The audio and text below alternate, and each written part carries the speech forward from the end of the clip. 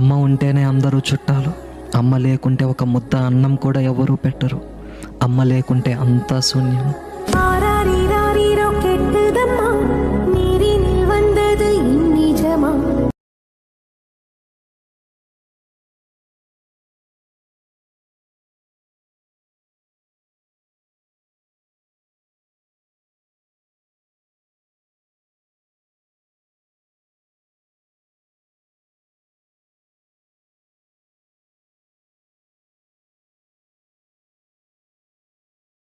అమ్మ ఉంటేనే అందరూ చుట్టాలు.